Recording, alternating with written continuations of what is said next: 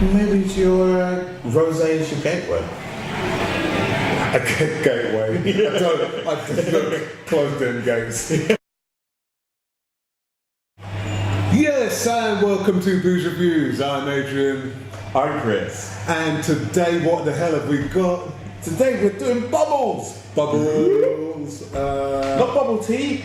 Not bubbly. Bubbly. It's the Veuve Reviews Bubbly Special. And what have we got, Chris? It is. I see too many glasses. Yeah. Well, yes. We've got a reasonably priced one and a more expensive one. We don't know which one is which. It's a blind test.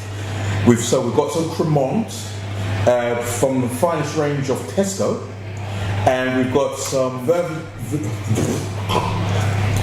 the who? We have some Veuve Clicquot. Veuve the Clicquot. Yeah, not Veuve the cunt. Or le coq. But Veuve Clicquot. The widow Clicquot. I grabbed two random fucking bottles. Fine. I was like, and read nothing about them. No! I needed space in the fridge. I'm trying to get rid of shit. Right, okay. Right. Blind test. Blind. We try them. No, we don't know what the fuck we're doing when it comes to wine testing, so we're just going to drink the fuckers. And I guess we can nose and all that. Yeah, okay. We have no spittoon, so what can we do? Oh no, no spittoon. Swallow. Anyway, I don't know why I did that. Yeah, you did. I don't know why. You know why I did that. Yeah, you did that first. Right, nose number one. No. This is number one allegedly, so smells nice. Well, smells exactly what I expect for like bubbles. It smells bubbly. Yeah, it's got that winey. Yeah, and it's got a fizzy one. Yeah, effervescent. Great word, but it's got a fizzy wine smell in it. Yeah, yeah. Yeah. So smells exactly what I expect to have some. Yeah. I'm thinking it's probably dry. That's what I'm getting out of that. Yeah, so definitely more brut than sweet. Well, one of them is more of a Cremant, so it's meant to have more of a creamy flavour. So it might be more on the... I have no idea, but... More dosage. But that's the sugar that they add to the wine. I think. Compared to what we were drinking before, that's one dry drink. Yeah, it's definitely dry. But it's drinkable. Got a bit of hang on it, doesn't it? I would hope that this is the Tesco one, right? And I'm only saying that because if this is vintage, then my mouth is in the wrong place, and I'm in the wrong place. No, look, we've had a journey before we got here. I would started off from Guinness, and then you had. The thingy and the bad mood. So what I'm getting from this, yes, it's effervescent. There's not much in the way of sweetness there, quite dry. And in terms of an aftertaste, I mean, okay, it's not sharp, it's quite smooth, but you wouldn't call it full-bodied either, so it's... But are you picking up any flavours? I'm getting a bit of green apple myself, but that's about all that there is for me. It's a bit tinny. A tin of wine. Yeah. Yeah, definitely the green apples. Yeah, I'll give you that. Perhaps a slightly sweet green apple now that you put the green apple in the head. Golden delicious. Yeah. Well, once your palate readjusts from whatever it was you were drinking prior. That goes down a tree, and you could quaff this. So you'd hope that it's probably the cheaper one, because if you're serving this up, everyone's going to be quaffing it, and not really appreciating the kind of delicate complexities and delicate all that kind of flavour. Yeah. Because this will go. Get this down your neck, love. Yeah. Don't worry, I've got 15 bottles of this back. Thumbs up, thumbs down. Do you like this? Would you drink this? If given a choice, would you drink it? Yeah. No, it is.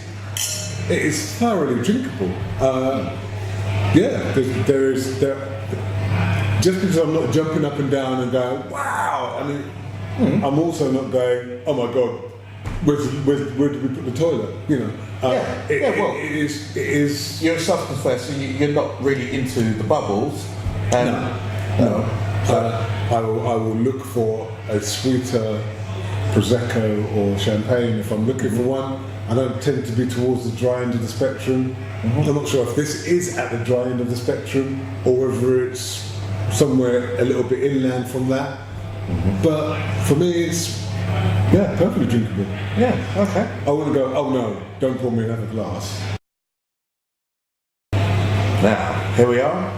Glass number 2. Glass number 2. Shall we have a sniff? You should have a sniff. Fuck me. That's got a completely different nose on it altogether. That's the vintage. You're right. This smells like fucking mushrooms and shit.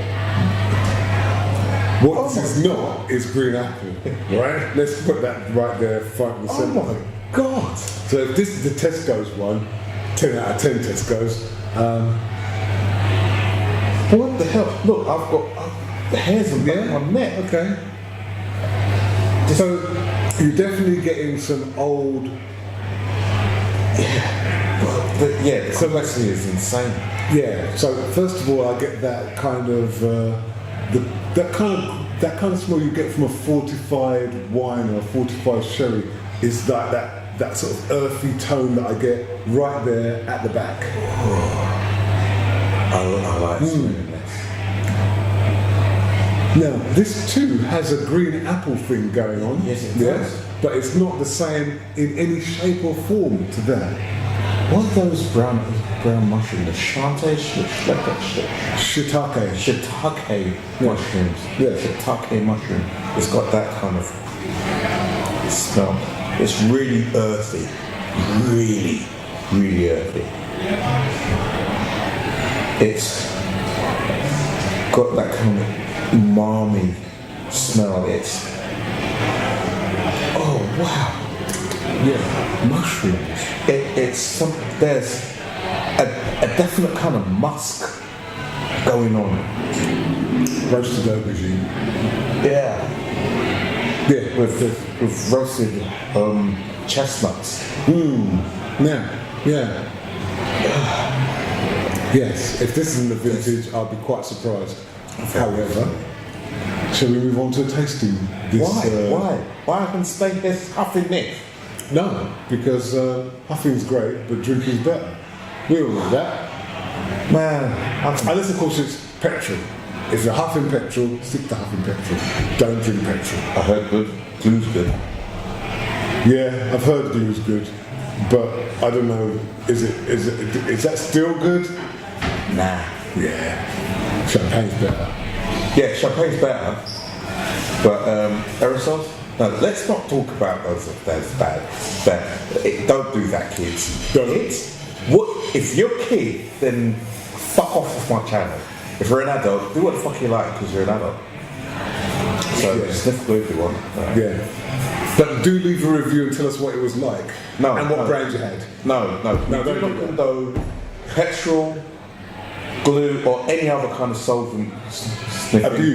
Abuse. Sniffing is okay, but abuse is out of the question. The fact that I am sniffing this alcohol and getting rather giddy by it. Yeah, this is what happens, right? This will be a waste on the average drinker, I'm sure, because they'll just go, they'll quaff this and not. I'll be pissed. Are we tasting this? Or what? Let's taste it. Holy cow! That's got the word of complexity. That smell. It's so complex. I almost want to ask, is there something wrong with this? Because I've never tasted this kind of madness before. This is weird. Somehow this tastes drier than that. Oh, yes.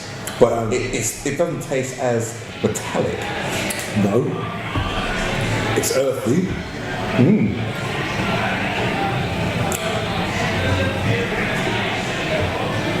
But here I run out of things to say because I think, well, it's a world of flavours going on in there, and it's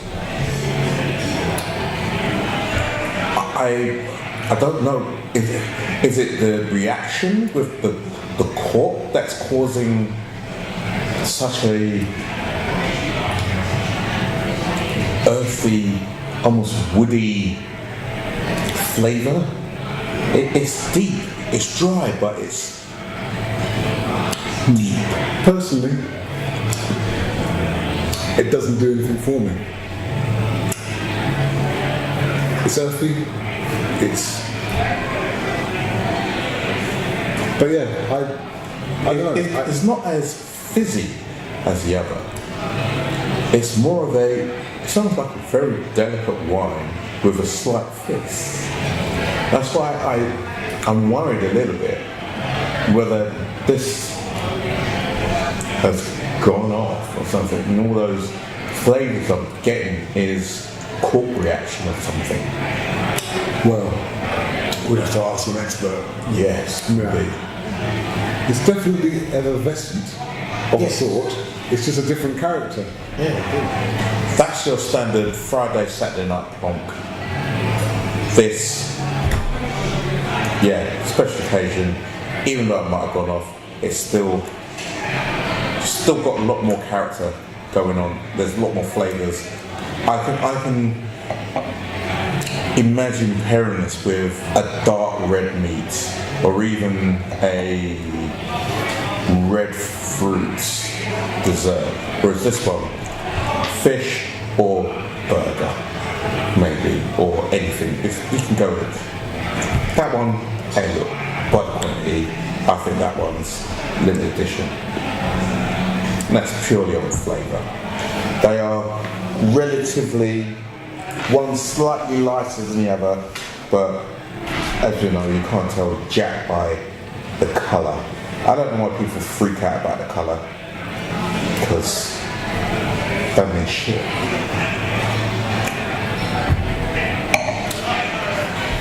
Champagne's not my thing, but I will say this. There's definitely more flavour. Not both champagne, that's the thing. There's definitely more flavour in this one. I'm not entirely convinced it's a flavour that I like. I actually quite like this because while it doesn't have as much character as this one, it has a quality about it which means I can just pour it in a glass, forget about it and go, and that for me is how I approach bubbles. Yeah. Like Prosecco, like champagne, I approach it the same way. It's like, something fizzy that I can just go, yeah. Well, absolutely. Most of the time, that's what you want. It's the same what you want. Yeah. Every now and then, you want to bosh, and I can understand why people kind of freak out about getting X particular brand, X particular year, because it's got that, oh my god, it's got that thing. But I do suspect that this might be a little off. And if it's not, even better, because it's a learning experience. The great reveal. And what do we have? Well, in bottle one, we have the Cremant de Blanquet de Limon from Limon, France. Tesco's finest. It's sparky, punchy. They call it fresh and fruity. And it's fresh and fruit. Not fruit. I mean, fruity implies at least a feeling of at least more than one fruit along the ride, like, you know what I mean? Yeah, but it's got a fruity taste, which is apple. It's got a fruit. It's got a fruit. One variety of one particular kind of fruit. It's got a fruit flavour. I mean, when we say umbongo, right? It's that tropical. It's that fruit. It's that fruity umbongo. It's that fruity thing, right? When you think of umbongo, you think, that's fruity. But it's got lots of fruit in it. It didn't say many fruits. No, it didn't say many fruits. It's just fruity. And it's got a fresh and fruity, fresh, citrusy, fruity, appley, delicious. Tastes like apple. Flavour. Yeah. It's only the one fruit, so you don't really need to say fruity, you could just say appley. I'd be done with it. But then people buy Schlor. It's a good drink. It's nice. Of the, I would say the cheaper, the cheaper end of the scale. Tesco's Finest. Yeah, this is a nice turn to. Need a drink. Turn up. Be nice. People might frown, but once they have a taste of it, they're not going to be that disappointed. Not at all. It's exactly what they expect. Kind of stuff you get behind bars. It's got that kind of flavour. It goes down well. It's got fizz and it looks like champagne. I mean, what more do you need on a Friday afternoon when you've finished in the office and you think, it's only outside, let's have some... In the park, wherever, you just want some fizz. Yeah. It's a good bottle of fizz. That's exactly what it is. And it being part of the Finest range, maybe it's, I guess, less... shit? Yeah. Yeah, that's what you're groping for, isn't it? I was looking for a different way of putting it, but less shit than some of the others. So it's not gut rot. It's not that kind of. And don't get me wrong, I call it shit, but less shit. Less shit. But it's not that kind of Lambrusco. I like it. Full of sugar, where you actually feel your teeth rotting when you drink it, but you're getting lick. You actually feel. It's a nice little drink, and it will probably pair with pretty much everything. So when we're having a burger, it doesn't bring much character to the table, so it'll probably be that non-script accompaniment to whatever you're eating. Yeah. So on the other hand, we have the Veuve Clicquot 2004. That's the year 2004. So it's been maturing for. It got disgorged 14 years ago. So it's fairly old by comparison. Therefore, it tastes completely different. Now, I was worried that the cork was going to be rotten or something. No, cork's fine. It just tastes completely blinking different. Yeah, this is the kind of drink you do need to have a proper pairing with. I'm assuming because, wow, it's only going to go with a few things. We had this sommelier in here before he did the reveal to us, and he was talking about brioche and all kind of buttery flavours. And you know what? Let's try that again because I missed all of that. There is that kind of bready, buttery. But damn, this has got such a strong taste. It's got muscle there. Special occasion with a limited number of people who would appreciate it. With this, if this is your first champagne, it can easily put you off it. It's a strong taste. Yeah, it's not floating your boat at all. No, it's not. Yeah. That's why I don't drink champagne. I have not yet found what all the hype is about for myself. I had a rosé champagne not that long ago, which was alright.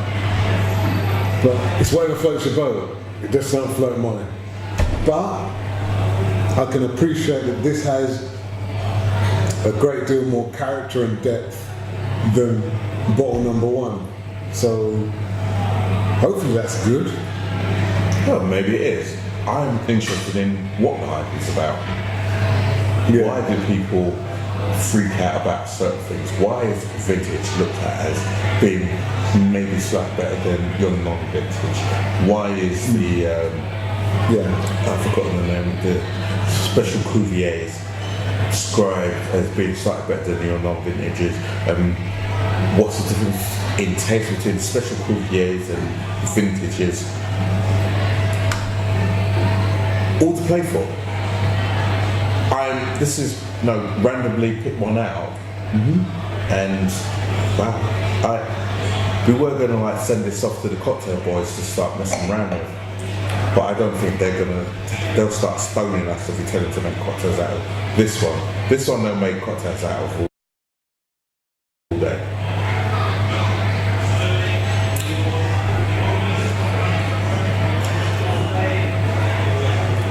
Off camera, you know they can store these for a long time. Well, in comparison, so they can. If we left, well, we're gonna have to leave them. Which one do you reckon is gonna get rid of it? They're going to get mangled. That's going to get mangled because Yeah. that's going to get mangled because what?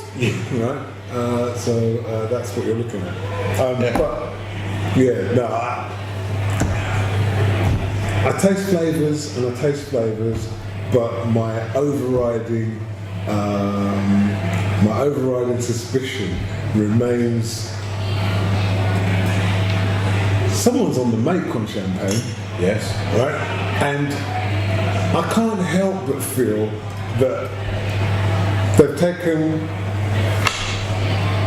a 50-50 wine and gone, let's put some bubbles in it and leave it for a bit and No, that's exactly and what go, Dom Perignon. maybe it'll be okay, right? That's exactly what Dominant's about.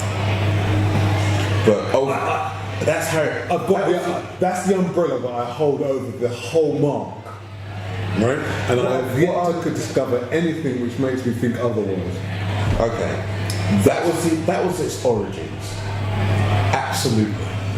But that can be said about pretty much every alcoholic drink. Someone pretty much in their basement turned up and went, "Oh, that's kind of nice," and kind of get you lit. Then over time, it got refined. Is it? Well, this is it. How is one whiskey better than... No, this is it. you're saying it's refined.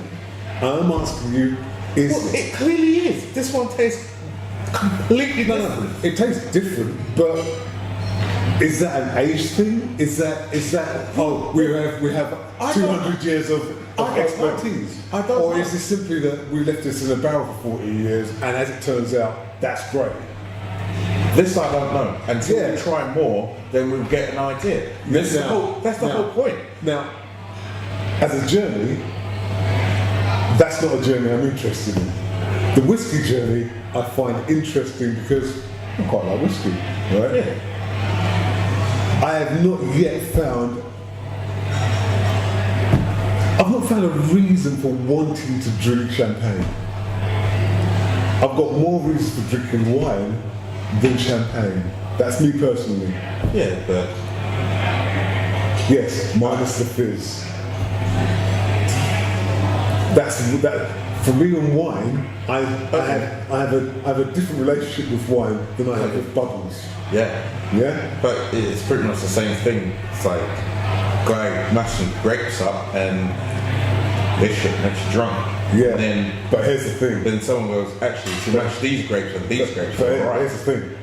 This stuff has to come from a particular region, and everyone's going. Well, for champagne in particular, yes. But Scotch comes from Scotland. I'm happy to try it. I'm happy to try whiskey from all over. I'm happy to try it. Yeah, I quite like the Japanese. Yeah, definitely. we're trying fizz from all over. I don't mind fizz from all over. It's Yeah. the whole point of just trying some shit out. Yeah, And compare right. it to the homegrown stuff that's got the mark. That's the whole thing is of the reviewing. It's like, you've got the mark, and then you've got the non-mark. You've got your top marks that are, supercars, hypercars. They're all fucking cars. Right? You can jump in your mini metro, and drive down the road, or your mini, drive down the road and get from A to B. But if you jump in a Lamborghini, well, you still got to obey the speed limit, you got to do all that kind of shit, but you're in a fucking Lamborghini! I don't get your simile, right? As a simile, I don't get it. Right? They're both cars! I don't get You it. put petrol in it, it's past the Now, test. what we're looking at here, right? Past What second. we're looking at here, Chris, is this is SUV territory, and I'm not interested in SUVs. You're trying to go, no. You haven't seen the creme of the SUV world. And I'm like, I'm not interested in the SUV world. The SUV world is the SUV world, and I'm not interested in it. But as it turns out, I love the coupes, right? That's what I'm at, right? It's not about expense versus cheap. It's about style versus another style. I hear you. Yeah. I hear you. So, and I'm sorry for equating this to an SUV. Maybe it's something else. Maybe it's your classic Rolls or classic cars of the 20s and 30s. Or maybe it's something else. I don't know. But yeah, it's an avenue which doesn't give me that. What's going on? That's it. Personally, I was very surprised at the difference. I was expecting the two of them to be pretty much the same, really. And I'm very much used to drinking that shot wrong. So when I pop that thing, so. But I do have a perverse interest in it. Yes, yeah. But I say, I had the Tattinger Rosé, which was alright. In fact, no, I'll go as far as to say, that was quite nice. Maybe it's your rosé is your gateway. A gateway. I look, close them gates. Close them gates. No, look, maybe I just don't fancy stuff that's too dry. Yeah. Well, there's a world of sec and demi-sec. So maybe that's it. Maybe the jury's not out yet, but yeah, I still ain't sure about these SUVs. Tattinger doing not remix. So, right. Yeah. From the top. Right, so there you are. In the hotel. Do you have to? Yeah, alright. Yeah, waiting for your lass to come on downstairs. Or fella. I don't know which way you like. Anyway. Whatever you like. You wait for your partner to commence from downstairs, from upstairs, from downstairs. Downstairs. To arrive. Fucking hell. To make hard work of this fucking. Look, when you code PC gone wherever, the whole thing falls apart. Alright, so stop that shit. Alright, okay. Right, look, okay. So 3, 2, fuck. No, that was just stated. Anyway. Go. Right now. So you're in the hotel, you're waiting for your partner to come on down, right? Which one you're drinking, assuming that you're going to either go to some nightclub in a grubby end of town or go to the races. How does this work? Yes. Okay. So what works where? Well, it's so fucking obvious, isn't it? This one's for the grubby nightclub down the road, and this is anywhere that's not the races. You don't know what you're racing, but I'll say this one's for the races. This is the one where candlelight and all that kind of malarkey, and then you go off to somewhere sweet and chilled. This one's like, let's get battered. Yeah, for me, I look at this one and I go, right, we're in a hotel, it backs onto a quay, there's a boat out there, and I'm thinking, we're going to run this boat for how many hours? Cool, let's have some of this, and get ready for this boat shenanigans. And perhaps when we crack open the oysters that the fisherman has dropped beside the boat, once we've been out to sea for a bit, then maybe I'll crack some of this because I reckon it probably goes with oysters. Hold on. Here you are. This will go with oysters, and once we've done the oysters, and maybe considered the escargot, unfortunately that's back at the shore. So once we get back to shore, we'll crack open another bottle of this escargot, Bolsonaro, and then when we're settling down after this this day of delights and shenanigans, it'll be back to the 4-star because you can't drink that all day and all night. Right? That's the way my day works with these two. Yeah. Yep, that works. Yeah. I'm sorry to paint a very rich picture there for you. No. But the fact is, it took you on a journey. Well, the journey is half the battle, or the battle is at least the 2 journeys.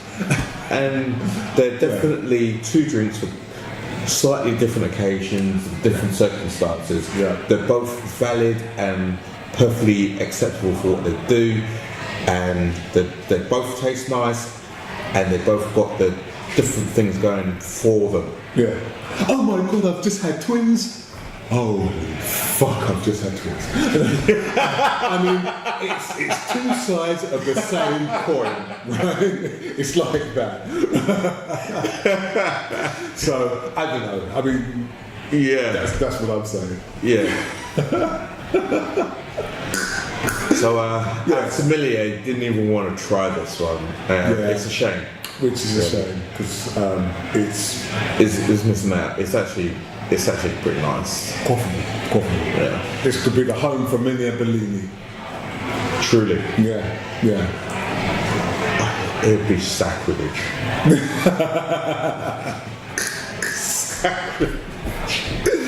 Sacre bleu. Yeah. Yes. Our sommelier mentioned that Veuve Clicquot is one of the oldest houses. They don't do vintages every year, Of course. and this being of 14 years old, it's one of their old available vintages. So banging. Yeah. Almost makes me fucking upset to open a thing. But hey, you got to drink it sometime. Go drink it. That's the key. That's what pretty much every reviewer and every magazine, everything I've read, it's like, drink that shit. Don't keep it. No. What the fuck are you keeping it for? Isn't Drink it? it. Yeah. If So people can drink it when you're dead. No, fuck that. You know what I mean? Yeah. What's the fucking point? Smell them roses while you can still smell them, man. Drink that shit. Yeah. So you've got some of this, drink it. Yeah. Simple as that. So, If this is going to be the benchmark for budget champagne adjacent fizz, yeah. where is it? Based on other budget That I have tried. that you've had over the years and not made any note of. Absolutely. And bar fizz that you get when you get some. Yeah. As bar fizz goes, it's pretty good. I'll give it a 37. 37. Yeah, it's 37. good enough. It's a good bar fizz. I have to have another sample. See? Yeah, as bar fizz goes, yes, 37's good. I'm going to dive in with 35. You know what? I would not be upset at all if someone walked off, got some orange juice or some peach juice and went splosh. Bosh. Or if you really want to go freaking doolally, bit of vodka, half a can of the old Red Bull, and you have your champagne vodka Red Bulls, and now you wouldn't do it with this, but you'd happily dance the devil with that. He says. Been there, done it. Done it with better than that, but not as good as that. Yeah, Right. yeah. Okay. Just for the record, No. and 2 thumbs up. Yeah. A Veuve Reviews, 2 thumbs up. There you go. So that's on the menu at some point. And Veuve Reviews late. So, in the 2000s vintage champagne category, and I have no benchmark. This is my benchmark. Nope. Nope. So, a score, hold up, even though it's not really my bag, but I can appreciate the madness that is contained. 38. As a benchmark, I'm going to be weak and go straight in there with a 38 too, because I don't know. I don't know how good this is in comparison. Yeah. I know it is good. It's better than 25. It can't be a shit one. No, it can't be a shit one. It's not. Yeah. Right? No. Not that it's village. Right? I'm smelling this, and I like the smell. I like the taste. It's not shit. I don't know how great it is. I may have to come back and reevaluate. But yeah, not nearly as easy. But yeah. see, now I'm flavoursome, and you can't water this down to get more flavour out. No. This is it. No. We've got this compact flavour that's just gonna fucking fuck with your head because you can't get more flavour out. And now I can actually taste that apple. Clicquot. Veuve is Clicquot. Clicquot. Well, probably.